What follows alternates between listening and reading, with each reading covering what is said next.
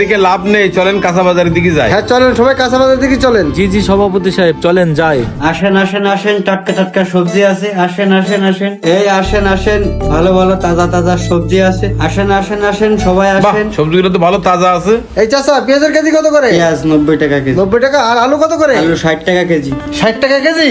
তাহলে 5 কেজি পেঁয়াজ দেন আর 5 কেজি আলু দেন। আর গাজর কত করে? গাজর 40 টাকা তাহলে কেজি। 5 কেজি দেন। এই আমারও সবকিছু 5 কেজি করে দেন, বুঝতে পেরেছেন? সভাপতি সাহেব আর আমার সেম সেম দেন। আচ্ছা ঠিক আছে, দিচ্ছি। বাসার জন্য বাজার করতে হবে। কাকা এই সিম কত করে কেজি? 60 টাকা করে কেজি, 60 টাকা। আচ্ছা তাহলে হাফ কেজি দেন আমারে। আচ্ছা ঠিক আছে, দিচ্ছি। হ্যাঁ আরে মজ্জেম সাহেব, কাঁচা বাজারেও দেখি জিনিসের দাম অনেক চড়া হয়ে আছে। এত দাম হলে কিভাবে কিনবো?